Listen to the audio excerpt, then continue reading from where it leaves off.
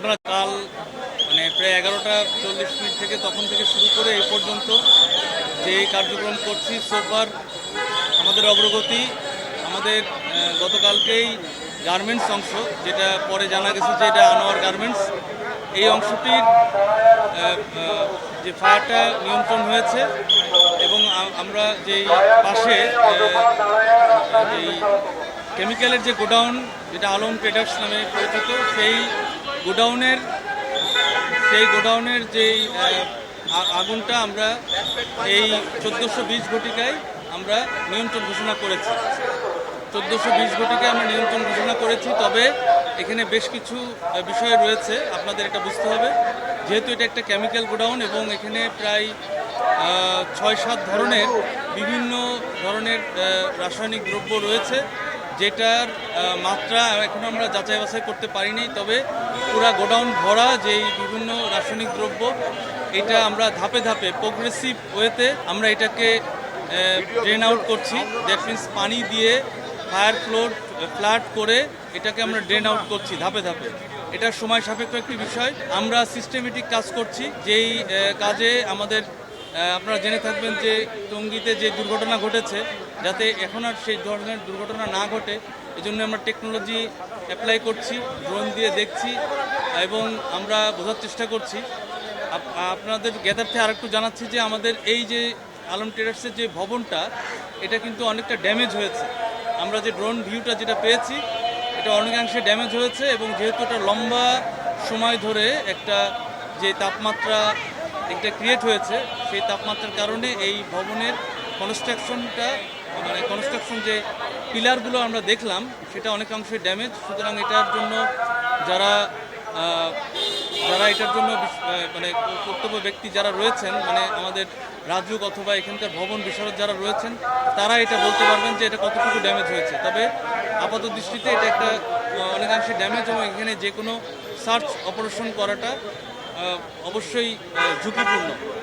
এই ঝুঁকিটা এড়ানোর জন্য আমরা প্রোটেকশন নিয়ে ধাপে ধাপে কাজ করছি। এর সার্চ অপারেশন চালানোর জন্য আরও সময় লাগবে এবং আমাদের হয়তো আরও 36 ঘন্টা কি আরও 72 ঘন্টাও আমাদের ওয়েট করা লাগতে পারে।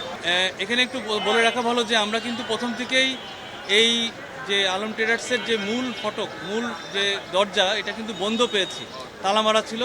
এটা আমাদের হাইড্রোলিক স্প্রেডার দিয়ে এবং কাটার দিয়ে এটাকে কেটে তারপরে খুলতে হয়েছে। সুতরাং ধারণা করা হচ্ছে যে এখানে হয়তো মানুষ ছিল না। তবে তারপরেও সার্চ অপারেশন না চালানো পর্যন্ত আমরা বলতে পারবো না যে এখানে কতটা মানুষ ছিল অথবা ছিল না। এটা আমাদের ওই অপারেশনের পরেই আমরা নিশ্চিত হতে পারবো।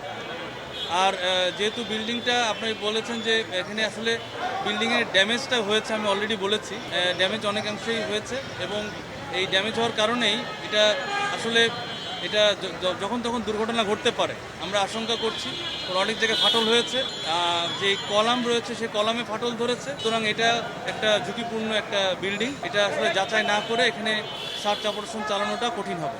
এটা আসলে বলা যাচ্ছে না, কারণ এখন আমরা আপাতত যেটা করছি প্রোগ্রেসিভ ওয়েতে ফায়ার ফ্লাড করে এটাকে যতটুকু সম্ভব এই যে কেমিক্যালগুলো রয়েছে এটাকে ড্রেন আউট করছি। এটা করে করে আসলে কুলিং যে প্রসেসটা, সেই প্রসেসটা আমরা চালাচ্ছি। এটা আমাদের সার্চ অপারেশন করতে আরও সময় লাগবে, যেহেতু বিল্ডিং ক্ষতিগ্রস্ত হয়েছে। এই বিল্ডিংয়ের এই স্ট্রাকচারাল এই ইস্যুটা আগে আমাদের দেখতে হবে, দেখে তারপরে আর কেমিক্যালের যে ড্রেন আউট প্রসেস, যেটা আমরা ফায়ার ফ্লাড বলছি, সেটা করার জন্য আরও সময় দরকার হবে। এটা 36 ঘন্টাও লাগতে পারে, 72 ঘন্টাও লাগতে পারে। তবে আমরা খুবই সিস্টেমেটিক এবং প্রোগ্রেসিভ ওয়েতে কাজ করছি, এজন্য একটু সময় লাগছে।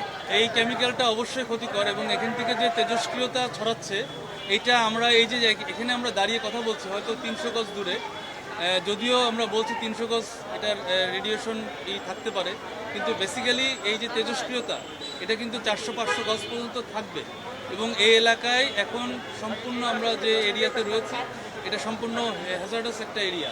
সুতরাং এখান থেকে দূরে চলে যাওয়াটাই শ্রেয়। ইভেন আমরাও এটাকে আরেকটু এক্সপান্ড করবো, এরিয়াটাকে আরেকটু বাড়াবো, এই সিম টেপটা আরেকটু বাড়িয়ে দেবো, যাতে করে মানুষজন এখানে না থাকে এবং এখানে না থাকাটাই ভালো। কারণ এই তেজস্ক্রিয়তার কারণে আপনার শারীরিক ডাক্তাররা ভালো বলতে পারবেন আরও ক্ষতি হবে এবং আপনার ব্লাডে তো এটা মিশে যাচ্ছে।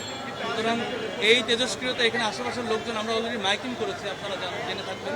মসজিদের মাধ্যমেও মাইকিং করে আমরা বলেছি এই এলাকাটা নিরাপদ নয়। এই যে যেই 6-7টা কেমিক্যালের যে ধোঁয়া, এই ধোঁয়া কিন্তু শরীরের জন্য অত্যাধিক ক্ষতিকর।